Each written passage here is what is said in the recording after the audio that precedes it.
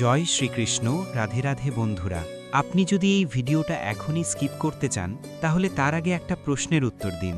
আপনার জীবনে কি এমন কেউ আছে যাকে আপনি বিশ্বাস করতেন, কিন্তু আজ মনে হয় সে আসলে ঠিক আপনার মতো ছিল না? কারণ ভগবান শ্রীকৃষ্ণ বলেছেন, সবচেয়ে বিপজ্জনক শত্রু সে নয় যে সামনে দাঁড়িয়ে আঘাত করে, বরং সে যে আপনজন সেজে ভিতর থেকে ভেঙে দেয়। আজকের এই ভিডিওতে আমরা জানব ভগবদ্গীতার আলোকে বেঈমান মানুষকে চিনবেন কিভাবে। শেষ পর্যন্ত দেখবেন, কারণ শেষের লক্ষণটা বুঝতে পারলে আপনি জীবনের অনেক বড় ক্ষতি থেকে নিজেকে বাঁচাতে পারবেন। এই যুগে বেঈমান মানুষ চেনা এত কঠিন কেন জানেন? কারণ তারা আর আগের মতো খারাপ দেখায় না। তারা হাসে, সাহায্য করে, ভালো কথা বলে, আর ঠিক সেই কারণেই তারা বিপজ্জনক। ভগবদ্গীতা শুধু যুদ্ধের গ্রন্থ নয়, এটা মানুষের মন বোঝার এক গভীর মানচিত্র। চলুন একে একে লক্ষণগুলো বুঝে নিই। প্রথম লক্ষণ, মুখে আদর্শ, মনে হিসাব। শ্রীকৃষ্ণ বলেছেন, যে ব্যক্তি সবসময় নিজেকে নীতিবান প্রমাণ করতে ব্যস্ত, তার নীতির ওপর প্রশ্ন তোলাই উচিত। বেঈমান মানুষ খুব সুন্দর করে কথা বলে, সে আপনাকে বোঝাবে সে কতটা সৎ, কতটা ভালো, কতটা নির্লোভ, কিন্তু একটু গভীরভাবে দেখলেই বুঝবেন তার প্রতিটা ভালো কাজের পেছনে আছে কোনো গভীর মতলব। সে ভালো মানুষ নয়, সে সুবিধাবাদী। দ্বিতীয় লক্ষণ, কথার ফুলঝুরি, কাজে শূন্যতা।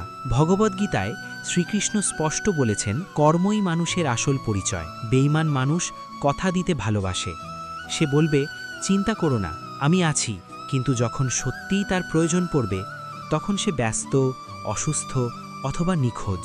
মনে রাখবেন, যে মানুষ কথা দিয়ে আপনাকে শান্ত করে কিন্তু কাজে আপনাকে একা ফেলে দেয়, সে কখনোই আপনার নয়। বন্ধুরা, এই পর্যন্ত যদি আপনাদের মনে কারো মুখ ভেসে ওঠে তাহলে ভিডিওটা বন্ধ করবেন না, কারণ পরের লক্ষণটা সবচেয়ে বেশি মানুষ বুঝতে ভুল করে। তৃতীয় লক্ষণ, সুবিধা যতদিন, সম্পর্ক ততদিন।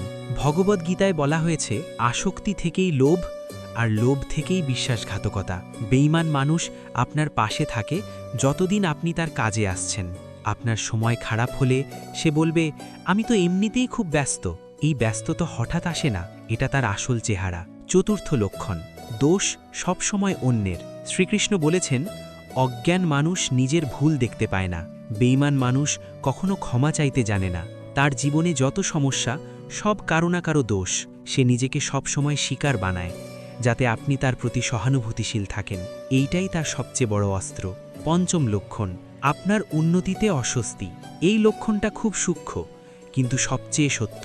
আপনি যখন এগিয়ে যান, বেঈমান মানুষ খুশি হতে পারে না। সে বাহ্যিকভাবে অভিনন্দন জানাবে, কিন্তু ভিতরে ভিতরে অস্বস্তিতে পড়বে, কারণ আপনার সাফল্য তার ভিতরের শূন্যতাকে প্রকাশ করে দেয়।